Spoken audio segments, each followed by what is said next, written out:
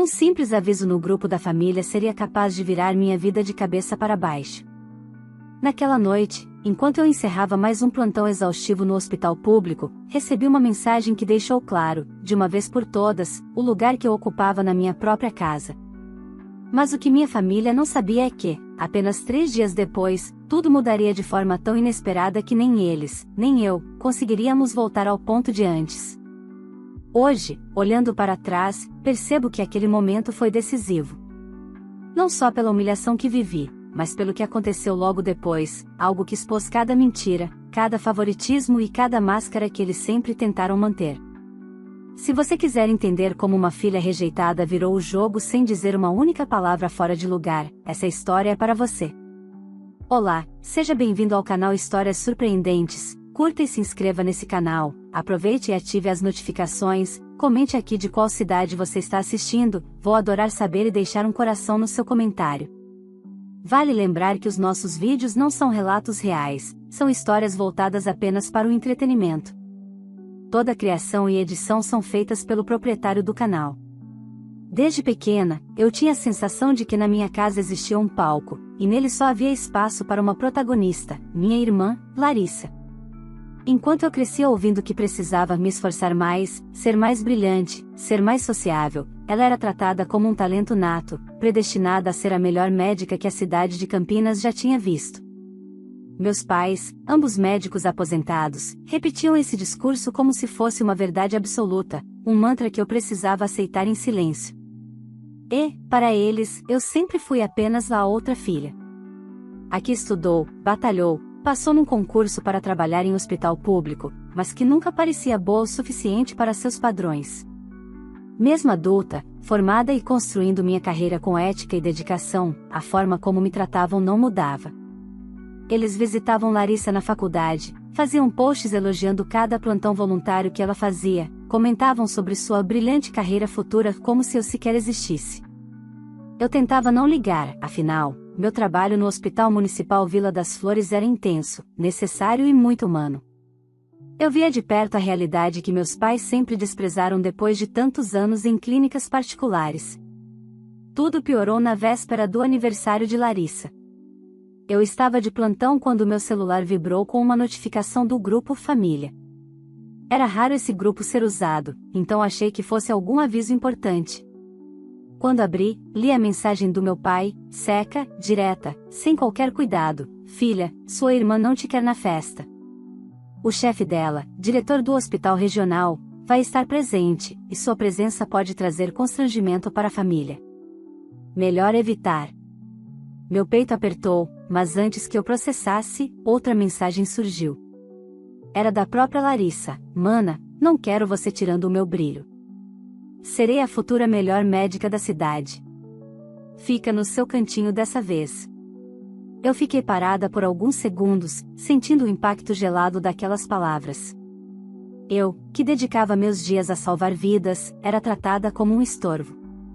Como alguém que ameaçava a imagem perfeita que eles tentavam construir. Respirei fundo, engoli o nó na garganta e respondi apenas: entendido. Nada mais. Nada menos. Não discuti, não pedi explicações. Àquela altura, não havia mais o que explicar. A rejeição que sempre existiu agora estava escancarada, explícita, cruel. Terminei meu plantão como pude, tentando não deixar transparecer o que sentia.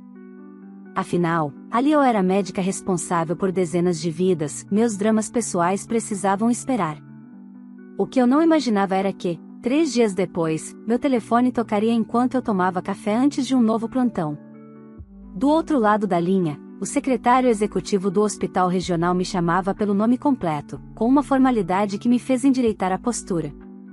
Ele me disse que o conselho gestor havia analisado meu histórico, meus projetos e meu desempenho exemplar no serviço público. E, naquele momento, me convidava para assumir um dos cargos mais respeitados da saúde da região, médica diretora do hospital regional, justamente o mesmo lugar que meu pai usou como justificativa para me excluir da festa. Enquanto ele falava, eu quase conseguia ouvir o estalo silencioso de todas as peças do meu destino mudando de lugar. A filha rejeitada, ignorada e diminuída a vida inteira, agora estava sendo chamada para ocupar o cargo mais alto que meus pais e minha irmã idolatravam. Respirei fundo. Aceitei com firmeza. E, naquele instante, percebi que nada seria como antes. E que, finalmente, quem sempre me tratou como sombras conheceria a luz que eu sempre tive, mesmo que nunca tenham enxergado. Quando desliguei o telefone após aceitar o cargo, senti uma mistura de alívio e incredulidade. Durante tantos anos eu me acostumei a ocupar o espaço que me davam, sempre menor, sempre secundário, que, pela primeira vez, senti o peso e a grandeza de finalmente ocupar o lugar que eu merecia. Passei o resto da manhã em silêncio, deixando que a notícia se assentasse dentro de mim. Só mais tarde, quando cheguei ao hospital público onde trabalhava, pude sentir como aquela nova responsabilidade começava a transformar até a forma como eu caminhava pelos corredores. Meus colegas, sempre tão gentis, perceberam meu semblante diferente. Mas eu mantive a notícia em sigilo até receber a confirmação oficial por e-mail, como o secretário havia prometido. Continuei meus atendimentos como de costume, focada, atenta, fazendo aquilo que sempre fiz, cuidar das pessoas com humanidade. No fundo, porém, meu coração pulsava num ritmo novo, quase vitorioso. Na manhã seguinte, enquanto revisava prontuários, o e-mail chegou. Título formal, assinatura do Conselho Gestor, convite para comparecer à sede administrativa na segunda-feira para assinatura do termo de posse. Meu nome estampado como médica diretora. Fiquei olhando para a tela por longos segundos, sentindo uma emoção silenciosa percorrer meu corpo. A vontade de contar para alguém quase escapou, mas imediatamente me lembrei de que em minha família havia sido comigo 3 dias antes. Senti uma pontada amarga, mas logo deixei que a gratidão tomasse o lugar. Depois do plantão, passei no supermercado e comprei ingredientes para fazer o jantar. Não para comemorar com ninguém, mas para mim mesma. Escolhi meu prato favorito, como se estivesse marcando simbolicamente o início de uma nova fase. Enquanto cozinhava, percebi que fazia muito tempo que não preparava nada especial só para mim. Sempre tentei agradar, se encaixar, ser a filha obediente. Mas, naquele momento, senti algo diferente, eu não devia mais nada a ninguém. No domingo, enquanto revisava documentos para minha posse, meu celular vibrou. Era uma notificação no mesmo grupo de família que havia me ferido tanto. Meu estômago revirou, mas abri. Minha mãe havia mandado fotos da festa da Larissa, cheia de balões metálicos, luzes e convidados sorridentes. Eles nunca perderam a oportunidade de exibir a filha promissora. Observei as fotos com uma estranha calma. Não senti inveja, nem tristeza. Apenas a constatação fria de que eu realmente não fazia parte daquele mundo que talvez nunca tivesse feito. Horas depois, já à noite, recebi uma ligação inesperada.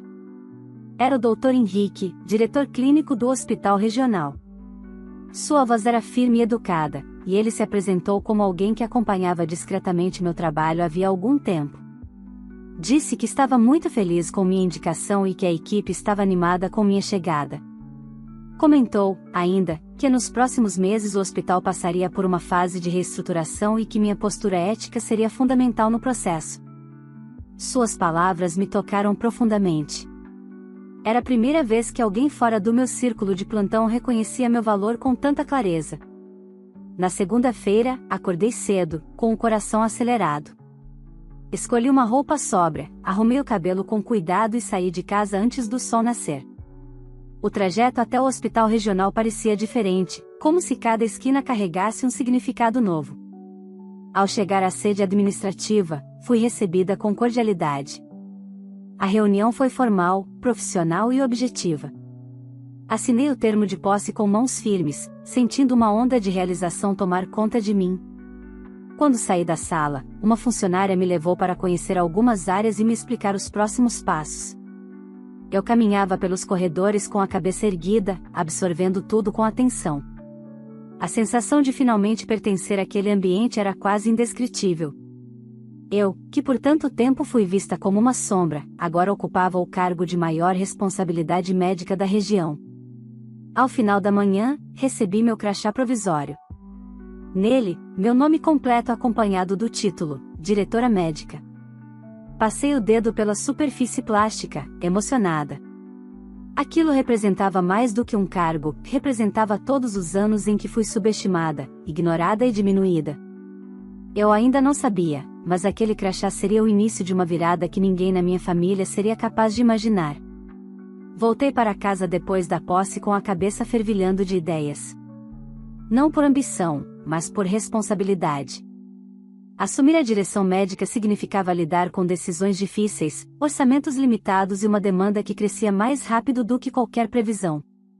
Naquela noite, revisitei algumas anotações antigas que eu mesma havia feito durante plantões difíceis, sugestões de melhorias, protocolos mais eficientes, maneiras de otimizar o fluxo de pacientes na emergência. Era curioso como, antes, ninguém parecia interessado nessas ideias. Agora, de repente, elas se tornavam relevantes. Na terça-feira, fiz minha primeira visita oficial ao hospital regional. Os elevadores, os corredores, as salas administrativas, tudo parecia maior, mais sério, mais pesado do que qualquer ambiente onde eu já havia trabalhado. Diferente do meu hospital anterior, onde eu conhecia cada técnico de enfermagem pelo nome, ali eu precisava entender uma estrutura inteira, camadas de funcionamento e uma equipe que, naturalmente, estava desconfiada da nova diretora. Eu entendi. Era parte do processo. Ainda assim, algumas pessoas me receberam com respeito sincero. Dona Terezinha, uma enfermeira veterana com quase 30 anos de casa, foi a primeira a me abordar. Olhou para meu crachá com um sorriso discreto e disse: "Precisávamos de alguém que estivesse no fronte de verdade, doutora. Uma médica que conhece a realidade." Aquelas palavras me tocaram profundamente. Ao contrário dos elogios vazios da minha família, ali havia reconhecimento genuíno. Passei a manhã inteira em reuniões com chefes de setores. Fiz anotações detalhadas, perguntei sobre os problemas reais e ouvi, sem pressa, cada relato. A precariedade era grande em algumas áreas, em outras, o problema era a gestão. Mas o que mais me chamou a atenção foi o clima de exaustão que pairava sobre boa parte da equipe. Era como se todos tivessem aprendido a sobreviver, mas não a respirar.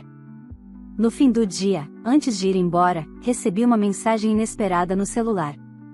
Era do mesmo grupo de família. Meu pai perguntava se eu poderia ajudar a indicar Larissa para um estágio no hospital regional, porque seria-lhe importante para o currículo dela. Li a mensagem devagar, sentindo uma ironia amarga subir pela minha garganta. 3 dias antes, eu era indesejada na festa porque poderia causar constrangimento. Agora, eu era conveniente. Não respondi. Guardei o celular na bolsa e fui embora. Na manhã seguinte, enquanto descia do carro no estacionamento do hospital, encontrei o Dr. Henrique, o diretor clínico. Ele caminhou até mim com passos firmes.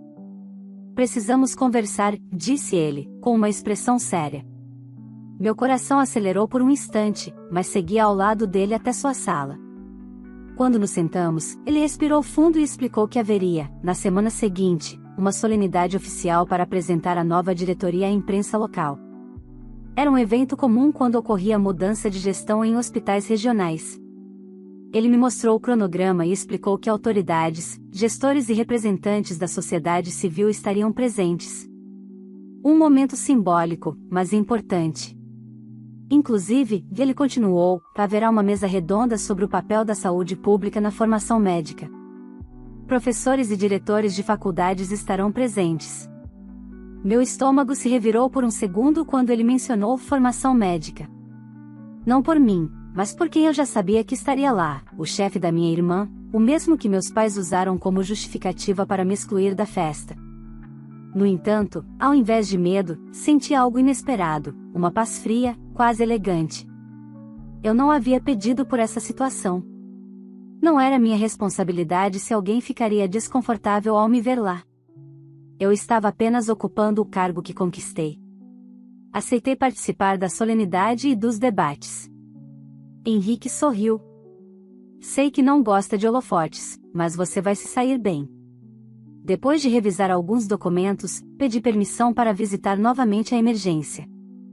Era onde eu me sentia mais viva.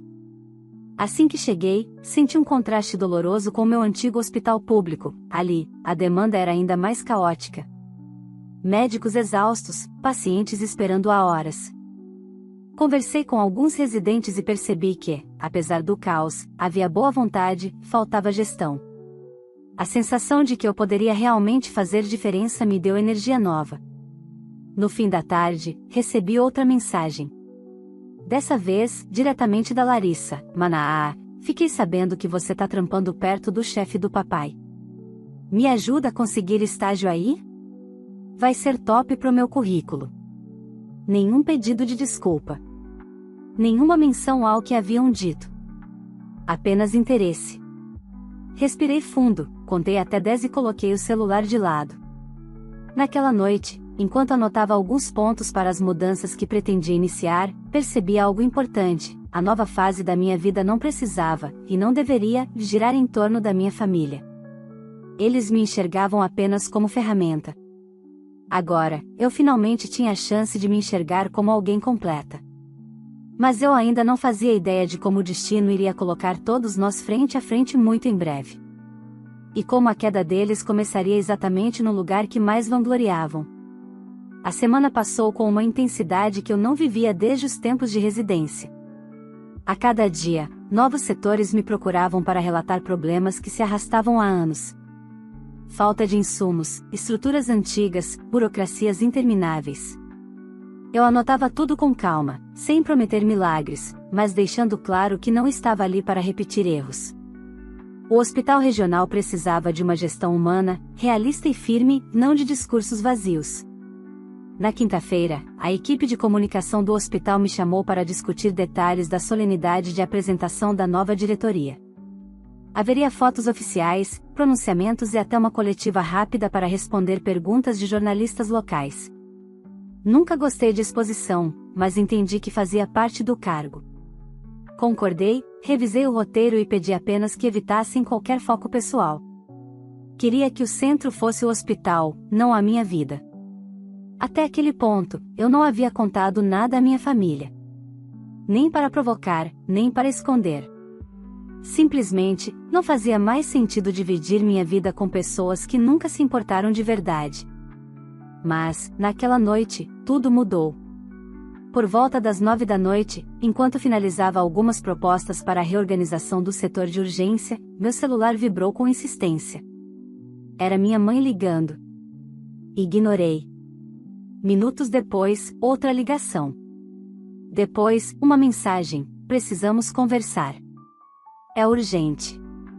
Por um instante, pensei que algo grave tivesse acontecido.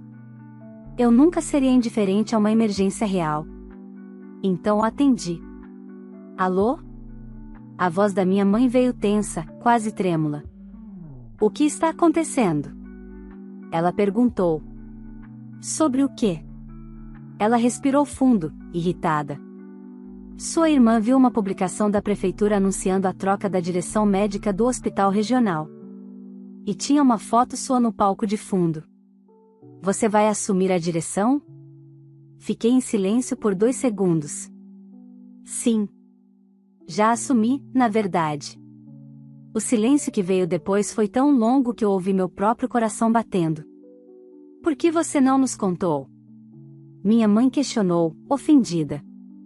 Uma risada pequena, quase imperceptível, escapou de mim. Talvez pela mesma razão que vocês não quiseram que eu fosse à festa da Larissa. Não achei que fosse importante para vocês. Ela suspirou alto. Não fale assim. Você sabe que somos uma família, não? Lhe interrompi, com calma. Eu sei que vocês são uma família com a Larissa. Comigo, vocês sempre agiram como se eu fosse um acidente de percurso. Dessa vez, o silêncio não era apenas constrangido, era revelador. Sua irmã está muito abalada, minha mãe disse, finalmente. O chefe dela vai estar na solenidade. Ele vai ver você como diretora. Vai achar estranho. Pode pegar mal para ela. Aquela frase foi como um estalo na minha mente. Era a confirmação perfeita de tudo que eu sempre soube: minha existência só importava para eles quando atrapalhava a perfeição da Larissa. Então esse é o problema? Perguntei, fria. Não é orgulho. Não é alegria. É vergonha? Minha mãe tentou se justificar, mas eu já não ouvia. Minhas mãos estavam firmes, minha respiração estável. Eu finalmente enxergava tudo com a clareza que a dor não me permitia antes. Amanhã, vamos passar no hospital, ela disse por fim. Seu pai quer conversar pessoalmente. Não precisa, respondi. Eu não tenho mais nada para conversar com vocês. E desliguei. Na manhã seguinte, chegando ao hospital, fui avisada pela recepção que 2 pessoas estavam esperando por mim no saguão administrativo. Eu nem precisava perguntar quem eram. Meus pais estavam sentados lado a lado, com expressões tensas, como se fossem 2 crianças esperando bronca. Eu caminhei até eles com postura firme. Meu crachá balançava discretamente no meu colar, refletindo a luz artificial. Eles se levantaram ao me ver, mas eu não ofereci abraço. Parabéns pelo cargo, filha, meu pai tentou dizer, num tom falso de orgulho. Obrigada, respondi, neutra. Imagino que não vieram aqui só para isso. Ele pigarreou. Olha, não queremos mágoas. Sua irmã está sofrendo muito. Eu sorri de canto. Rejeição dói, né? Perguntei, olhando diretamente nos olhos dele. Talvez ela finalmente experimente um pouco do que vivi minha vida inteira. O rosto do meu pai endureceu. Minha mãe tentou intervir, ela teme que essa exposição atrapalhe o futuro dela.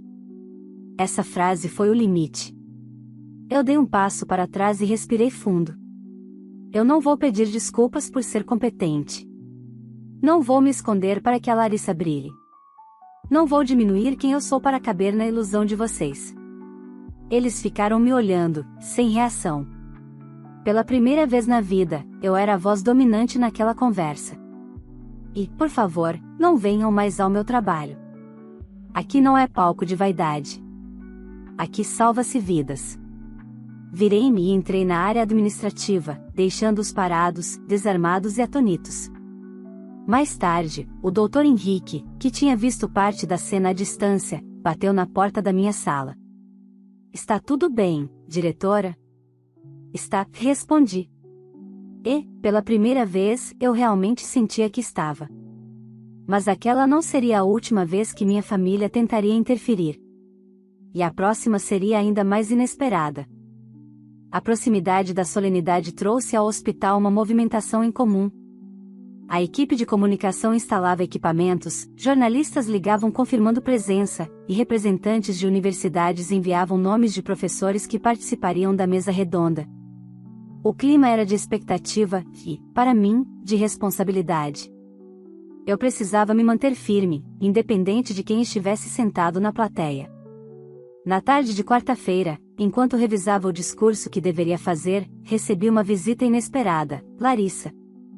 Ela entrou na minha sala sem bater, como se ainda estivéssemos na adolescência, quando ela invadia meu quarto para vasculhar minhas coisas. Então é verdade, ela disse, olhando ao redor, como se tentasse absorver tudo. Você virou diretora mesmo. Sim, respondi, mantendo o tom profissional. Em que posso te ajudar? Ela riu, aquele riso debochado que eu conhecia desde criança. Sempre soube que você era obcecada por reconhecimento. Mas assumir logo o cargo mais alto do hospital? Parece até piada. Senti um incômodo no estômago, mas mantive a postura. Não estou aqui por reconhecimento. Estou por mérito. Ela ergueu as sobrancelhas com desdém. Você sabe que isso vai pegar mal para mim, né? O chefe do programa vai estar na solenidade. Ele vai achar estranho. Vai parecer que você subiu por alguma articulação, sei lá, política. Vai parecer favorecimento familiar. Por um momento, eu precisei processar o absurdo daquilo. Tudo que ela dizia girava em torno dela, como sempre. Nada sobre meu esforço, minha trajetória, minha conquista. Apenas preocupação com a própria imagem. Larissa, falei, finalmente, meu cargo não tem nada a ver com você. Nem com o que você acha. Ela cruzou os braços. Não custa você, sei lá, ficar mais na sua. Não falar muito. Não se expor demais. Você sabe como as pessoas adoram criar fofocas. Então era isso. Ela queria que eu ocupasse o topo, silenciosamente. Discreta. Apagada. Sem roubar o brilho. Respirei fundo. Larissa, eu não vou desaparecer para que você pareça maior. Eu não fiz isso a vida inteira para continuar fazendo agora. O olhar dela endureceu. Você está estragando tudo. Meus professores tinham expectativas sobre mim. Eu estava indo tão bem, até você aparecer com essa porcaria de cargo. Um lampejo antigo percorreu minha memória, todas as vezes em que eu deixei de participar de algo para não ofuscar minha irmã. Todas as vezes em que eu me diminuí. Todas as vezes em que meus pais reforçaram o papel dela como estrela única da família.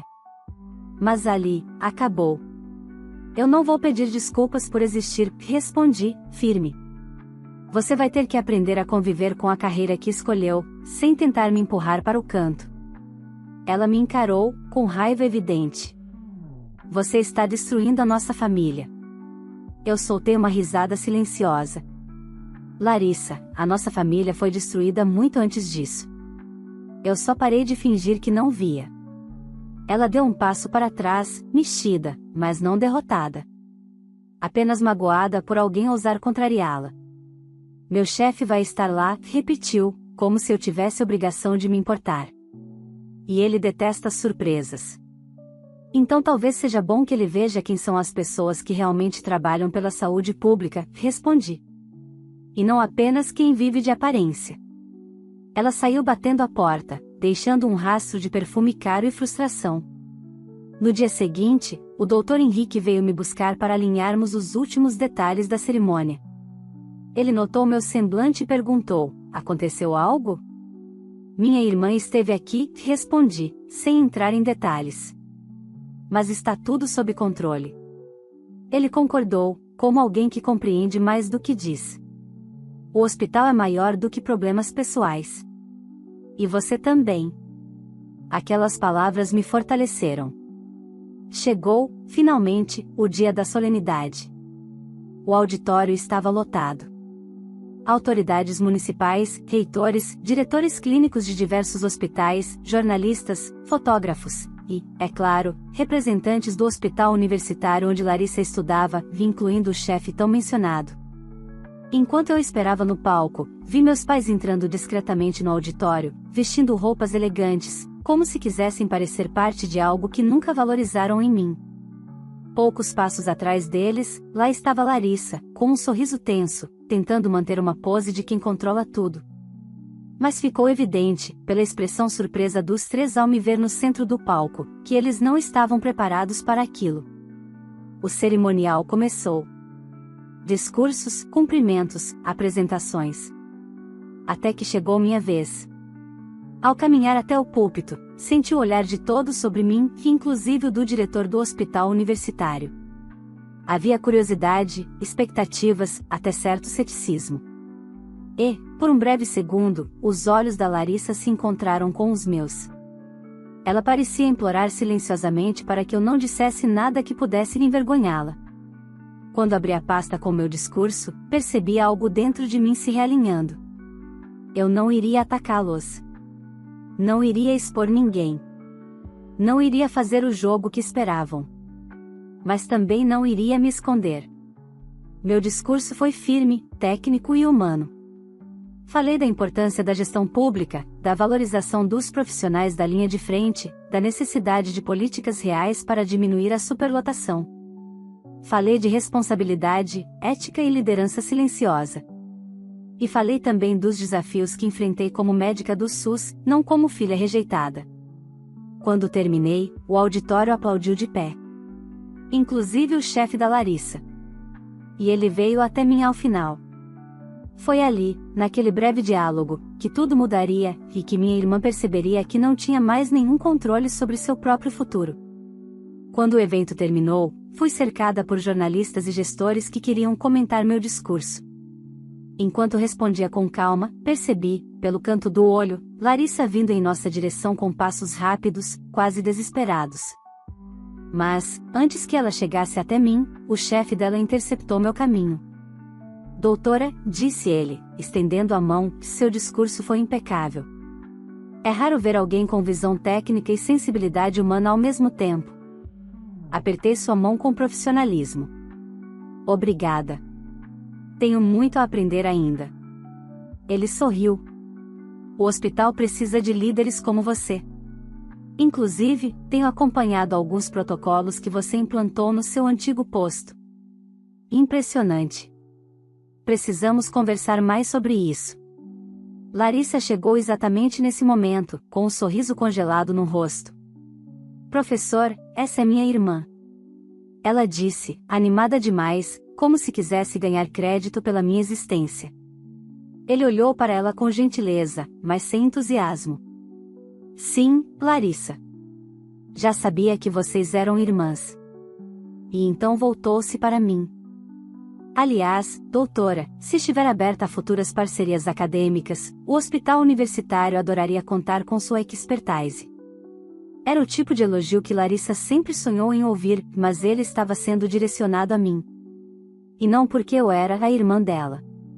Mas porque eu havia conquistado aquele respeito por mérito. Vi o semblante dela mudar. A postura, antes confiante, ficou tensa, quase frágil. Ela tentou retomar o foco. Professor, sobre o estágio que eu pedi, o senhor chegou a ver meu e-mail? Ele franziu o senho, confuso. Ah, sim. Vi, mas ainda estamos avaliando candidatos. É um processo criterioso. Então completou, sem perceber o impacto, hoje mesmo tive ótimas referências de alguns concorrentes. A expressão da Larissa desabou e, por um segundo, ela pareceu uma criança que perdeu o chão. Eu não sorri. Não vibrei. Não senti prazer. Apenas observei a realidade se desenhando com justiça. Meu pai, que estava a poucos metros, viu tudo. E se aproximou com aquele velho ar de quem tenta impor autoridade.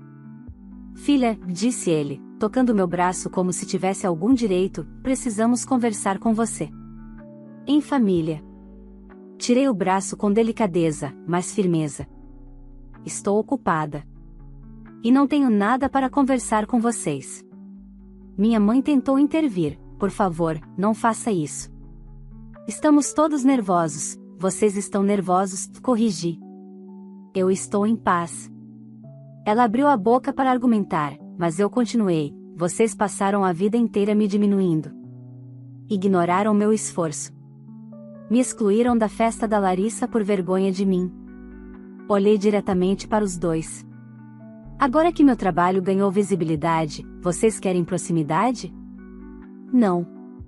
Isso não é carinho. Isso é interesse. Eles ficaram imóveis, sem reação. Pela primeira vez, parecia que entendiam que eu não recuaria. E só para deixar claro, finalizei, meu cargo não está à disposição para facilitar a vida de ninguém. Aqui não é extensão da nossa casa. Minha mãe levou a mão à boca, chocada. Meu pai tentou manter a postura, mas seus olhos revelavam algo próximo ao medo, o medo de perder o controle sobre a narrativa que ele mesmo havia criado. Larissa, ao meu lado, parecia encolher cada vez mais. Seus olhos estavam marejados. Ela murmurou, você poderia ter ajudado, eu só queria que o professor me visse como destaque. Virei-me para ela e respondi, sem elevar a voz, Larissa, destaque não se pede. Se conquista.